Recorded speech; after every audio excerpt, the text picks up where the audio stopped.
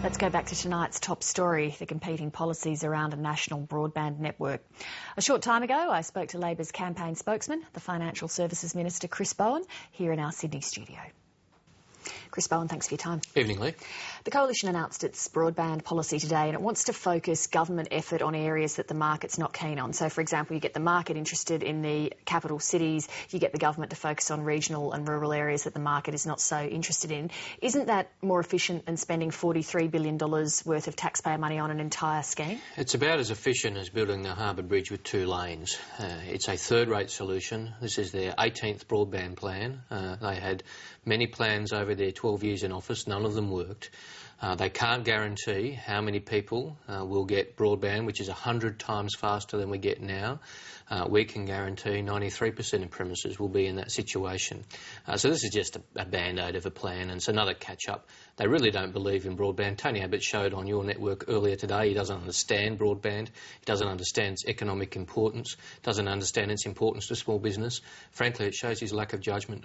Well, he kept pointing out in that interview on the 7:30 report that his scheme costs $6 billion compared to your $43 billion, so it's cheaper, and it's also not putting all the eggs in the fibre optics basket. It's looking at a whole range of technologies. Well, that's disingenuous, of course, because the government expenditure on our plan is not going to be anywhere near that amount of money.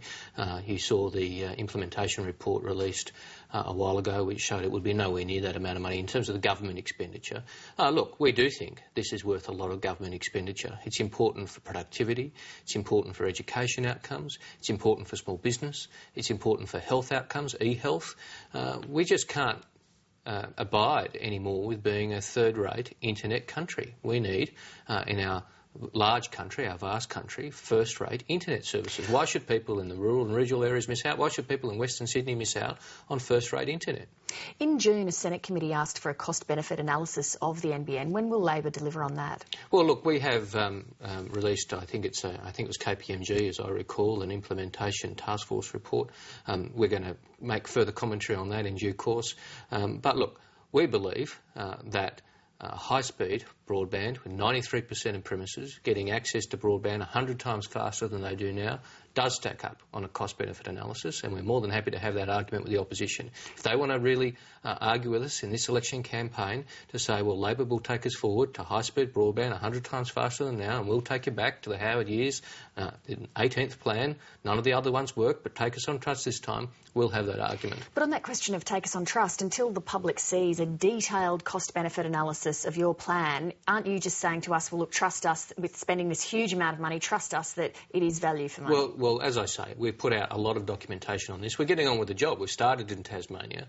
We've started in various places of the country. This isn't just talk from us. It will take a long time to deliver, but we're actually getting on with it. Now, they've been talking about broadband for all through their years in government. They simply don't understand it. Tony Abbott showed tonight, frankly, he doesn't understand it. He didn't seem embarrassed by the fact that he doesn't understand it. He's the alternative Prime Minister of Australia. If you don't understand your own policy, what does that say about it? He didn't bother to turn up because he obviously doesn't understand it and doesn't believe in his own policy and doesn't understand the significance to the economy. But does a leader of a party really have to understand across every portfolio the most minute detail? No. But they do need to understand the important parts of what is a major policy difference between the two parties. Nobody's suggesting, of course, that every leader needs to be across every detail of every policy. That would be a ridiculous statement.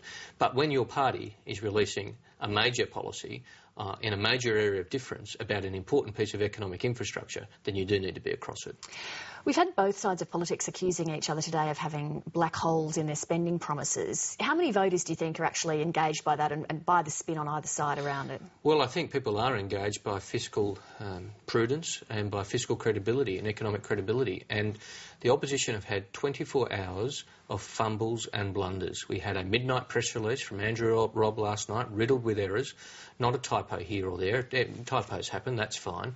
But over 100 errors with major mistakes in their assertions about costings. Now, if you can't get a press release like that right in the middle of a campaign, can you be the Finance Minister of Australia, and can you be part of an economic team led by a man who doesn't understand economics, professes to be bored by economics? It shows the key difference here. They would probably say getting a press release with some mistakes in it is small bickies compared to, say, your home insulation scheme, and about the same argument that if you can't be trusted to do that, how can you be trusted over 100 mistakes, Lee. Over 100. One mistake here or there where you'd say, oh, you might give them that. One typo here or there, that can happen. Over 100 mistakes in a key policy document. And it goes further than that. We've seen costing blowouts on the education tax refund, on the NBN interest costs. We've seen them refuse to put any costings or funding on their announced changes to youth allowance. We've seen them not be able to agree on how much they're going to spend over the course of this campaign. The alternative Prime Minister and the alternative Treasurer having a $7 billion difference between them. This is not small bickies, Lee. This isn't a small problem here or there. This is a major breakdown in their economic credibility. And this goes to the very heart of their judgment. But I guess most voters would have no way of knowing whether they can trust you on that, because we hear basically the same thing coming from the other side. How do voters, on these questions of spending black holes, how are they supposed to know who to believe? They believe the party which abides by the Charter of Budget Honesty. They believe the party which puts their proposals in as they say they would. Now, Joe Hockey said he would put in his savings and spending proposals through the Charter of Budget Honesty when the pre-election fiscal outlook was released.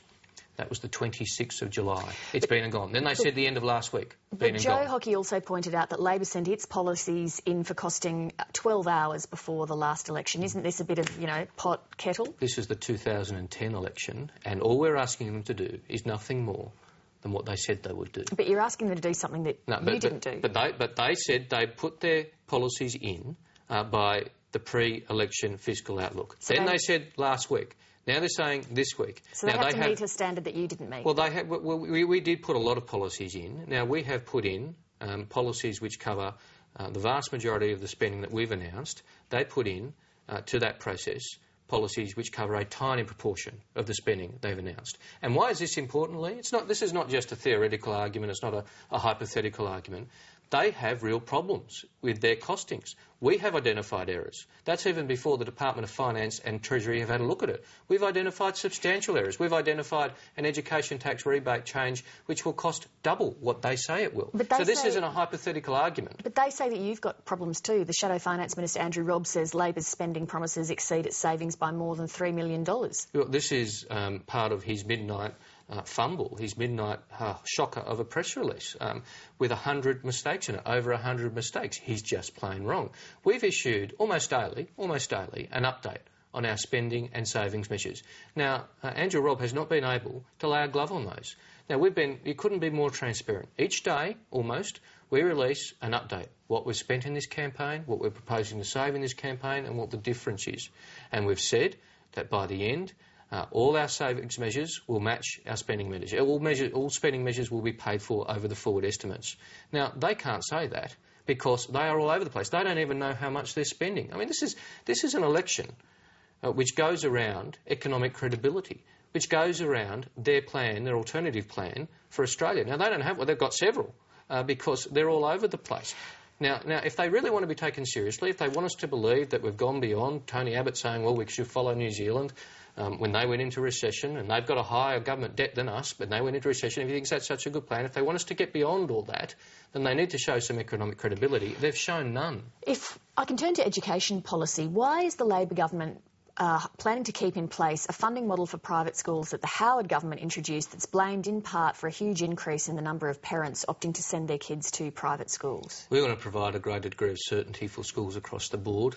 We have outlined a process going forward, a group of eminent Australians, David Gonski and Catherine Greiner amongst others, to review school funding. It's something that is important, but we also recognise that schools do their planning and we need to provide certainty for people and school communities in particular. So as part of that review, would you look at changing this funding model? Well, look, we've said that that funding model is being reviewed by this panel of eminent people, but we also want to provide certainty going forward. That's why we've extended the current arrangements, and that's appropriate. Shouldn't a Labor government unashamedly preference public schools over private schools? A Labor government should unashamedly preference education, and that's exactly what we've done. And there are some people who say we've spent too much money on education over the last few years. Well, I'll cop that criticism. We've spent money on public schools, private private schools, Catholic schools, primary schools, high schools, and make no apologies for that. We have been the most pro-education government in history, public and private and Catholic, and that's a good thing. Well, on the policy that was announced yesterday of payments for schools that are demonstrating improvement up to $100,000 in some cases, wouldn't you be better off giving that money to schools that aren't improving?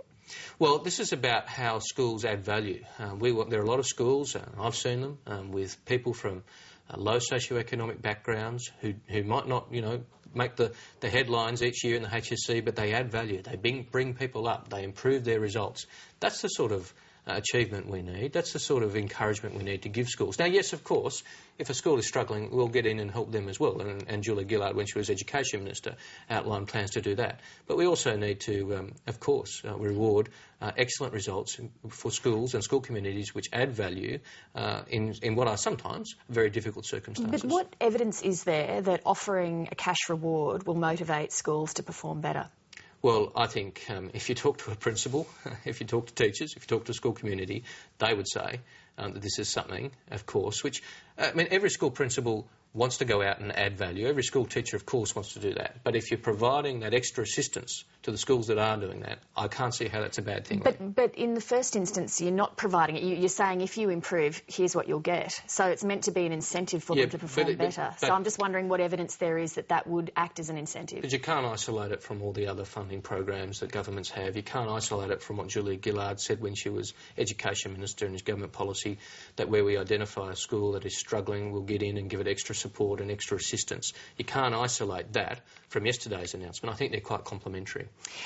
I've done some reading on this, into this question of if you dangle a cash reward, does it actually deliver an improvement in performance? The Massachusetts Institute of Technology has looked at that question, and it's found that actually money doesn't act as a motivator in that regard. Basically, if you take money off the table so people don't feel that they're underpaid, motivators then become things like purpose and having a sense of autonomy and things like that. What are you doing to foster that in schools? A sense of autonomy. We've announced a number of things. A pilot program to give principals and school communities a lot more autonomy. A lot of initiatives there. The Australian Baccalaureate announced yesterday, which provides schools with those options. So, as I stressed, Lee, we have a very comprehensive education policy which is seeing rolled out. But I'm just wondering that, $100,000 per school is actually quite a lot of money. Is that really the best use of that money, the best and most targeted use of that money in this sort of rewards thing? For example, how do you know how that money is going to be spent once you've given it? Well, you trust school communities. School communities are able to make decisions in the best interest of that school community, and I don't think that's a bad thing. I know school communities very well, and I know I can't think of a school that wouldn't spend that money wisely. That's a big injection of cash into a school. Well, it's significant, of course it is, but what's wrong with that, Lee? What's wrong with giving a significant injection of cash to a school that's doing good work? There's nothing wrong with it. I'm just asking in a limited pool of funds if that is the best purpose for a big whack of money like that. I think when you look at it in terms of our entire education policy and the funding models across the board, then it is. Look, as I stressed, Lee, and as I said before, schools will want to add value regardless of whether you provide them with an incentive payment or not. Of course they will. Schools will want good results and they'll achieve good results. But this is a bit of extra support for those schools to enable them to go the extra mile and do a bit more, and that's a good thing. Finally, on water policy, Labor announced that it would fully accept the recommendations of the Murray-Darling Basin Authority on what to do regarding the river system.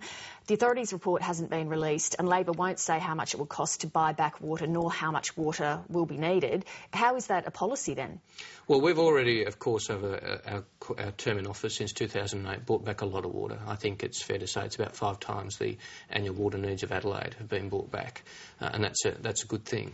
Now, what we've said is, to provide certainty to irrigators and to others, we'll continue buying back on the same schedule we have. But it's pretty unclear if you don't say how much it will cost to buy back the water or how much water you're going to need. Well, no, because we're continuing on the current arrangements to provide that certainty. We haven't seen this report yet, though. No, and we've said we'll continue on the current arrangements until that report indicates that enough water has been bought back. And so that's all. You can't be clearer than that. In the absence of the report, I grant you, which we haven't, which hasn't been completed, as I understand it. But in the absence of that, we've provided certainty to irrigators and to others interested in this field, and that's perfectly appropriate. Chris Bowen, thank you very much. Nice talking to you, Lee.